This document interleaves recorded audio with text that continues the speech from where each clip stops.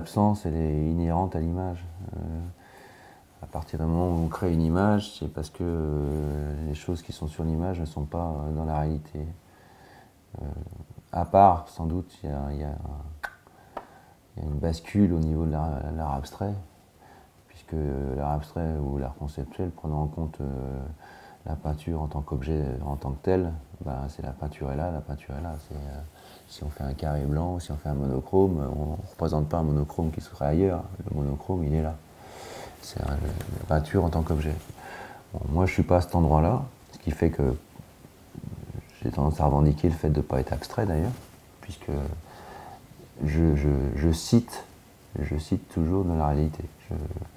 Mais la citation, c'est effectivement, l'autre mot, ça peut être évocation. Citation, c'est peut-être pas si mal d'ailleurs, je ne sais pas trop.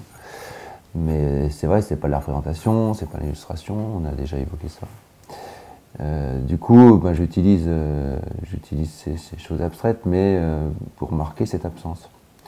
Parce que je suis donc de cette veine qui traduit une absence. On connaît l'histoire de Pline, d'où viendrait la fille d'un potier grec qui dessine le contour de son amoureux qui s'en va et qui ne supporte pas son absence et qui va décider, grâce à un bout de charbon de bois, de tracer sur le mur la silhouette de l'amoureux. Pline raconte que c'est le début du dessin, l'invention du dessin. Bon, je ne sais pas si c'est vrai, mais de toute façon, ça reste, d'un point de vue symbolique, tout à fait révélateur de ce qu'est le dessin. Quelqu'un s'en va, quelque chose n'est pas là, ou on veut représenter quelque chose qui est trop distant, ou, voilà. Et donc, on a recours à cet artifice. C'est un artifice, évidemment. Qu'est le dessin, qu'est la peinture, pour le remettre à la vue, pour le redonner à voir. Ce qui fait qu'on va évidemment, alors il y a ceux qui vont choisir de le redonner dans sa version la plus photographique, la plus réaliste, la plus fidèle, on pourrait dire. Donc où il y a beaucoup où la technique est extrêmement présente, est extrêmement importante, voilà. Mais généralement, enfin, c'est pas ce qu'on retient des grands peintres, quels qu'ils soient, hein, même les peintres les plus qui paraissent les flamands, qui paraissent qui sont extrêmement minutieux. De toute façon, il y a un décalage. Parce que simplement, il y a quelqu'un derrière le pinceau qui, lui, va faire intervenir sa personnalité, qui va évidemment traduire ça dans sa langue. C'est une question langagière. Un peintre, c'est quelqu'un qui utilise un vocabulaire propre. Le travail du peintre consiste pas seulement à peindre, mais à mettre en place ce vocabulaire, qui a un vocabulaire qui lui appartient et qui crée une espèce de langue, comment dire, intime, qui, du coup, n'est pas toujours reçue par la personne qui va l'entendre. C'est comme si on allait à l'étranger quelque part. C'est quand on voit c'est valable pour toute création artistique, je pense. Quand on voit une pièce, quand on entend un morceau de musique, on ne comprend pas obligatoirement, encore que, enfin, on n'a pas accès, peut-être que c'est plus juste que comprendre, on n'a pas obligatoirement accès à ça, parce qu'on ne comprend pas cette langue-là. Voilà. Et pourtant, c'est avec ça qu'il va falloir qu'on fasse. Je crois qu'il y a une phrase de Susan Sontag, qui dit un truc dans le genre il parlait une langue inconnue, mais il la parlait clairement. Voilà. Et moi, c'est une phrase que j'aime bien pour l'appliquer à ma peinture. C'est-à-dire que le jeu, c'est peut-être pas de se faire comprendre dans les moindres détails d'une syntaxe qu'en plus on ne maîtrise pas, parce que ce vocabulaire dont je parle, que le peintre met en place, c'est un vocabulaire approximatif. Il n'y a quand même pas des systèmes bien précis en disant ça veut dire ça, etc. etc. C'est plutôt une approche un peu intuitive, sensible, extrêmement personnelle, comme je disais. Donc on va pas être pile poil, être sûr de la correspondance et que la réception soit effectivement la bonne traduction de ce qui a été émis, de l'émission. Mais en revanche, c'est ce petit décalage, cette tentative-là qui, de toute façon, va permettre au spectateur, lui, de s'approprier le truc. C'est que la langue qui est émise ne sera pas celle qui est reçue, et celle qui est reçue, c'est une réinvention d'une langue. C'est comme dans un bouquin, les personnes... Alors que on pense que la grammaire, la syntaxe permettent d'avoir une phrase extrêmement claire et qu'elle aurait le même sens pour tout à chacun des lecteurs.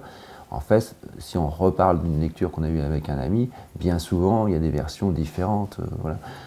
C'est pareil pour un plan de cinéma. Il y a des gens qui, dans un plan de cinéma, auront aussitôt une lecture dans un certain sens, et puis tu sors du cinéma, ton copain te dit bah, moi j'ai vu ça. Et il n'a pas faux. Personne n'a la juste révélation de ça. Personne n'est celui qui a bien lu, celui qui a bien vu, celui qui a bien entendu. Tout le monde a bien entendu. Tout le monde a... Après, c'est une question de goût. Voilà. Il y a aussi quand même une question de culture. C'est vrai que si on a des références, si on sait d'où ça vient, bon, c'est vrai que tout ça permet peut-être d'avoir accès à ce langage qu'on vient de découvrir d'une façon un petit peu plus sûre, un petit peu plus juste, un petit peu plus affûtée. C'est vrai que quand on connaît des films, quand on connaît bien le travail d'un cinéaste, au bout de 4-5 films, on commence à comprendre de quoi il retourne, comment il veut parler de ceci, quelles sont ses tendances, s'il fait des gros plans, et c'est pareil pour un peintre, il y a des couleurs, je ne sais pas si je prends Bacon, l'utilisation des fonds, la colorimétrie des fonds, l'ovale chez Bacon, bon, tout ça, ce côté arène, ce côté toujours tauromachique, cette mise en scène des corps dans cet espace, dans ce territoire extrêmement limité. Je pense qu'il y pense à peine quand il peint. C'est évident, c'est une espèce de... bon, j'ai tendance à penser ça parce que moi je travaille un peu comme ça, c'est-à-dire que le travail à l'atelier, il part pas d'une pensée rationnelle, il part plutôt d'une pensée évidente, une espèce de truc qui s'impose à la pensée qu'on peut avoir, à la relation qu'on peut avoir au monde, à juste titre ou pas, d'ailleurs quelque part on s'en fout, parce que là il faut oublier tout ce qui est notion de morale, notion de vue collective, d'imagerie partagée, tout ça. Il s'agit là de faire quelque chose qui justement nous appartienne en propre, et qui soit effectivement exempt de toute... enfin exempt, le plus exempt possible de repiquage. Je ne parle pas d'influence, hein, je parle carrément de collage, d'appropriation de trucs qui ne sont pas à soi.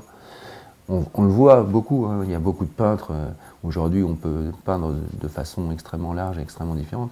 Il y a beaucoup de gens qui font du sous Basquiat, qui font du sous Soulages, qui font du sous Picasso, qui font du sous Di Rosa, qui font voilà, qui utilisent des vocabulaires on comprend vite que ce ne sont pas les leurs. Donc leur travail n'a aucun intérêt, en l'occurrence. Enfin, pour moi, il n'a aucun intérêt.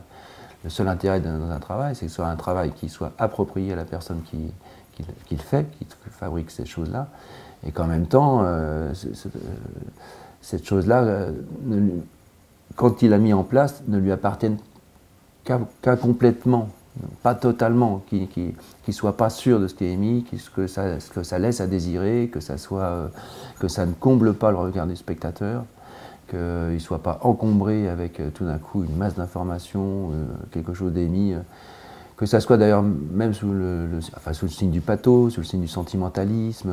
C'est très facile de faire une œuvre extrêmement criarde, méchante, cruelle. Je dessine un truc terrible que les gens n'ont pas envie de voir. Effectivement, je vais avoir un résultat, mais je vais combler complètement la réception du spectateur. Moi, c'est vrai que mon travail est plutôt un travail soft, entre guillemets. Je ne cherche pas du tout à aller dans la provocation, dans le scandale, dans quelque chose. Alors que je suis quand même dans un domaine du corps qui peut, de temps en temps, et qui a été traité de cette façon-là par d'autres d'ailleurs, et de façon parfois de grand talent, bien sûr, mais où le scandale, c'est facile de faire du scandale avec du corps. On peut penser à la pornographie, on peut penser au sadisme, on peut penser... Voilà, il y a plein de choses que je pourrais... et qui ne me répugnent pas. Je les abandonne pas par valeur morale. C'est pas du tout le sujet. S'il me faut dessiner quelque chose qui est cru, je le ferai. S'il y en a besoin. Mais je ne vais pas le dessiner quelque chose qui est cru, qui est un peu osé, ce qui m'arrive d'ailleurs, pour que la personne en face se dise « Oh là là, qu'est-ce que j'ai vu là ?» Quand je le fais, c'est même plutôt un espèce de petit jeu avec le spectateur, où je le fais d'une façon un peu décalée, pour que quelques-uns, s'ils prennent le temps de regarder, s'aperçoivent que là, dans le coin, il y a quelque chose qui est un peu étrange, qui va un petit peu soit les faire rire, soit les exciter, enfin un petit truc, une petite citation. Voilà. Mais pas plus, pas plus. Moi, mon travail est... j'aurais plutôt à cœur de calmer le monde, quoi.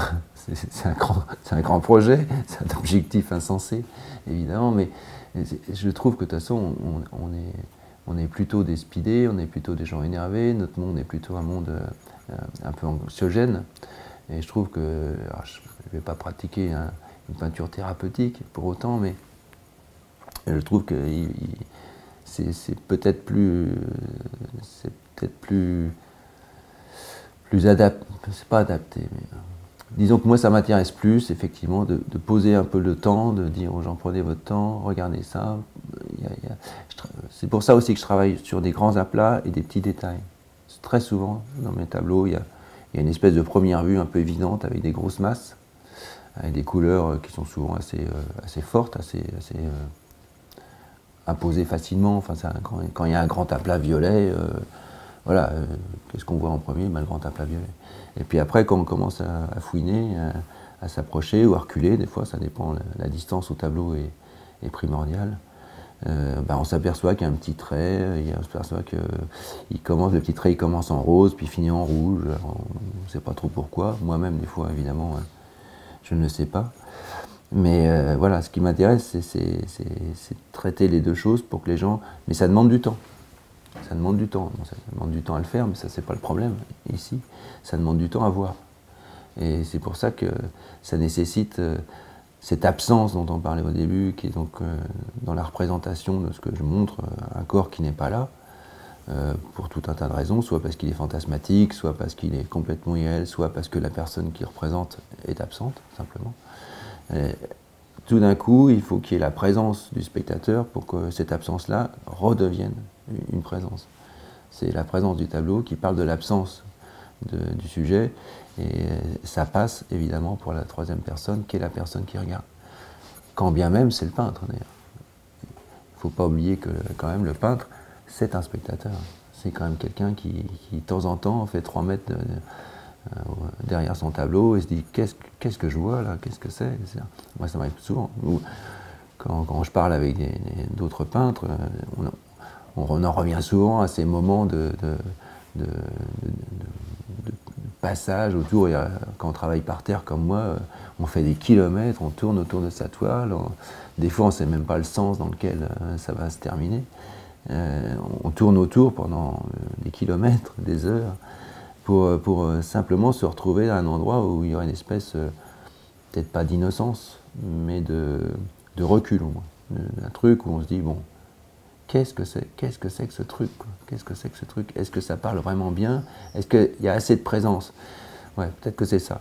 Est-ce qu'il y a assez de présence dans ce que je viens de faire pour bien parler de l'absence dont elle relève? Voilà. Est-ce que c'est suffisant? Ou est-ce qu'il y en a trop? Est-ce que je n'ai pas mis trop de présence et que du coup l'absence dont elle émane est absolument niée? C'est-à-dire que ça devient, là on retourne ce que je disais tout à l'heure, ça revient peut-être à un tableau abstrait. C'est-à-dire que la citation, l'évocation qui moi est mon fil de rouge, mon petit truc conducteur, je l'ai cramé en route, quoi. Je l'ai cramé en route. J'ai fait un tableau bleu et jaune, voilà, avec 3 rectangles. Et ça, moi, c'est absolument pas mon endroit. C'est plus.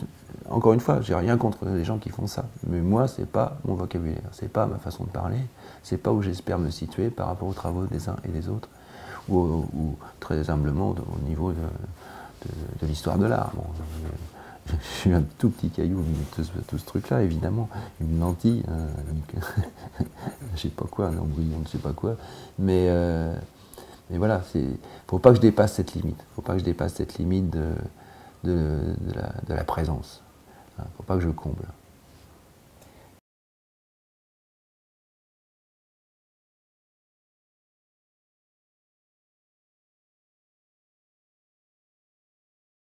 Il y a un rôle de passeur chez l'artiste, de toute façon, il y a un rôle de traducteur du monde, peut-être pas de la vérité, mais de l'environnement, dans le sens le plus large possible, que ce soit matériel ou voire spirituel, mais sentimental, sensoriel, enfin toutes ces choses-là. Alors je ne sais pas si le spectateur comble. Des fois, sans doute, il y a des gens qui peut-être que quand les gens sont le plus pris par, enthousiastes ou simplement concernés peut-être plus le mot, concernés par un tableau et qui sont prêts à le ramener chez eux, à vivre avec, quelque chose comme ça. Peut-être c'est parce qu'il comble quelque chose, ça c'est possible. Mais en même temps, je pense qu'il reste, même s'ils mettent beaucoup de choses dedans, si pour eux ça, comme on dit dans ces cas-là souvent chez les spectateurs, ça me touche, ça me parle, ce qui est toujours étonnant par rapport à quelque chose de visuel, hein. Comme par hasard, un tableau parle, un tableau touche, c'est quand même, bon. A priori c'est plutôt un tableau, on ne sait pas. Donc c'est bien qu'il se passe quelque chose de mystérieux déjà. Rien que les termes de vocabulaire les plus simples dans un vernissage, dans une exposition, sont éloquents. Ça me touche, ça me parle, ça m'a toujours intéressé d'entendre ça. Je me dis, tiens, comme par hasard. Enfin bref.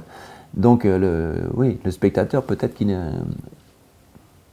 laissera des failles. Je pense que de toute façon, j'ai plutôt tendance à penser ça, qu'il laissera des failles et que ça ne comblera pas, parce que j'ai le souhait quand même, et on l'a déjà évoqué, que quand on passe devant un tableau, à chaque fois qu'on passe devant le tableau qui est dans le couloir à la maison ou dans la salle, on revoit un peu un autre tableau. Que ce tableau-là, bon, il ne va pas changer, il ne va pas du tout au tout, mais on va y trouver une chose.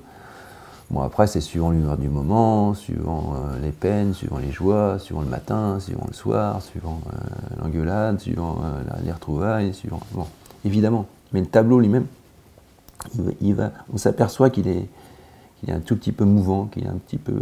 que le petit manque, peut-être l'absence dont c'est peut-être de ça, l'absence dont il parle, en l'occurrence, va permettre d'avoir un tableau qui ne soit pas figé, qui ne soit pas comblant, qui laisse à désirer.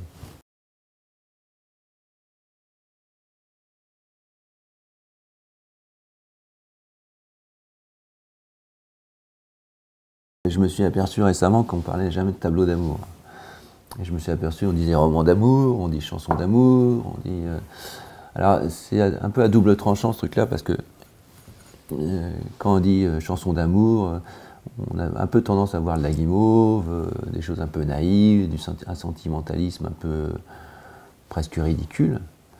Alors ça dépend, si on parle d'une chanson d'amour chez Marcel Amont, on va du côté niais, si on parle d'une chanson d'amour chez Dominica, évidemment, on y trouve une grande poésie.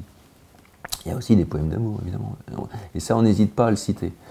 Bon, les tableaux d'amour qui n'existent pas qui ne sont jamais cités, j'ai pas lu de bouquins d'histoire de l'art, de philosophie, je ne me souviens pas en tout cas avoir entendu cette terminologie. C'est un truc. C'est vrai que j'aurais tendance, moi, pas à la revendiquer, mais à l'adopter, à l'accepter, à l'accueillir. Parce que c'est vrai que le corps tel que j'en parle, encore une fois, c'est un corps qui est cité comme lieu de... Alors pas obligatoirement du plaisir, mais d'une certaine... Parce que l'amour, c'est pas tout le temps du plaisir, c'est pas tout le temps non plus joyeux, c'est pas non plus youpla tout le temps. Il y a plein de moments extrêmement difficiles, j'apprends rien à personne. Mais quand on cite du corps, de toute façon, on cite cet endroit-là, on cite cet endroit du corps aimé. Fût-ce le sien d'ailleurs,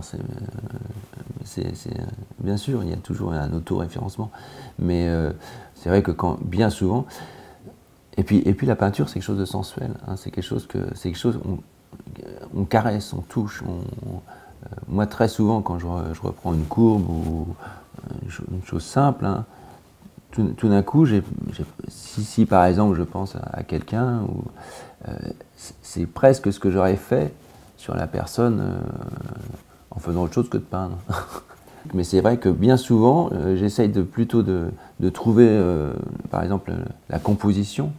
Elle est plus liée à ça, cette histoire des corps amoureux qui ne savent plus les limites corporelles que l'un par à l'autre. Tout d'un coup, on se retrouve dans un lit et on ne sait plus si c'est la jambe de l'autre, si c'est sa jambe à soi, parce qu'il s'est passé quelque chose qui est de l'ordre de la confusion amoureuse. Ça, c'est un truc que, d'abord, je trouve extraordinaire, mais qui m'intéresse vraiment, dont il m'intéresse vraiment de parler dans ces fameux tableaux, ouais, évidemment.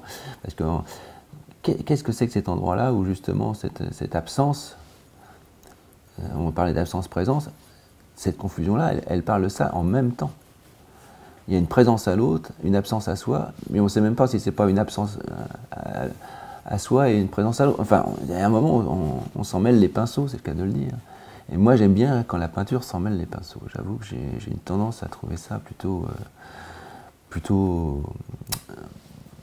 nourrissant. Voilà, plutôt, il y a quelque chose, à la fois, une bonne œuvre d'art, pour moi, c'est une œuvre qui met en appétit et une œuvre qui nourrit.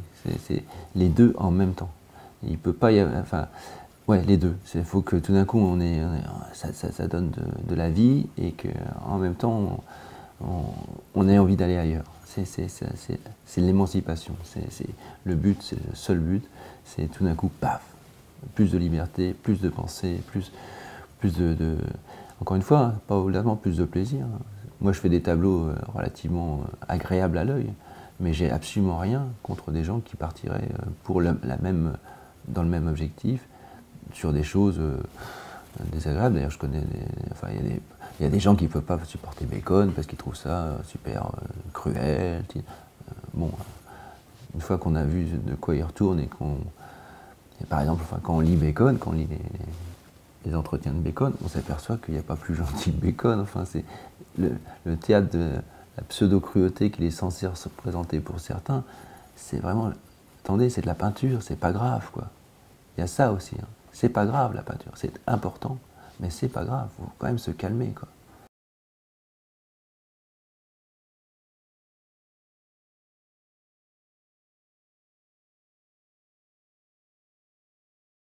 Bah, ça éclaire, c'est pas mal. Enfin, j'entends pas ça. Je citais Ça touche ou ça me parle parce que c'est vrai qu'on entend assez souvent ça par les spectateurs. J'ai pas entendu de spectateurs dire, de visiteurs d'une expo, dire ça éclaire. En même temps, c'est pas mal dans le sens où un des sujets, enfin, peut-être même l'endroit l'outil le plus fort, le plus puissant, celui qui a plus de possibilités d'ouverture dans la peinture, c'est la lumière. La peinture, c'est quand même une transcription, bon, c'est des ondes, on a des couleurs, etc. Bon, on ne va pas revenir au procédé physique, mais la lumière, c'est quand même le sujet de la peinture. Hein. C'est la transcription de l'absence. D'ailleurs, c'est pas un hasard si je reprends l'histoire de Pline, avec le dessin. Comme par hasard, l'absence, elle est mise en lumière, comme dans ce cas de lire, par la fameuse lanterne qui est derrière le personnage qui s'en va. S'il n'y avait pas cette lumière qui produisait cette ombre, il n'y aurait pas de dessin. Donc le dessin, il vient de l'ombre, mais l'ombre, elle vient de la lumière.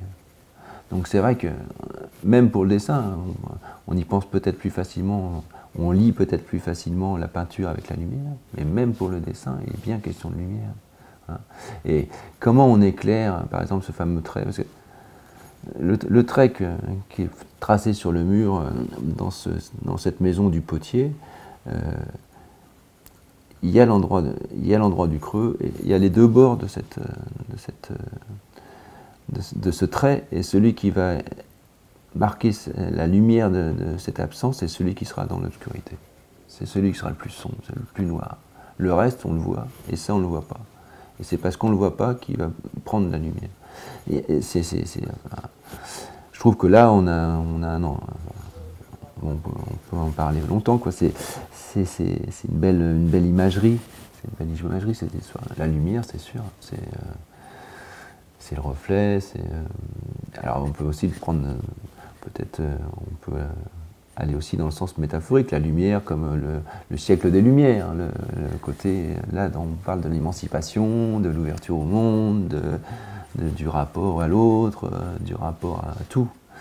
Et là, c'est vrai que aussi, l'art, c'est quand même cet endroit qui doit normalement nous permettre de mieux vivre ensemble.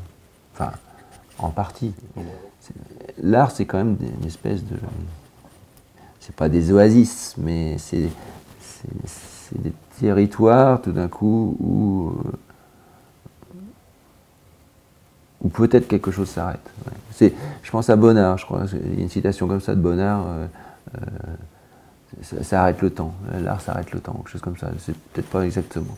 Mais ouais, on peut dire ça. Ouais.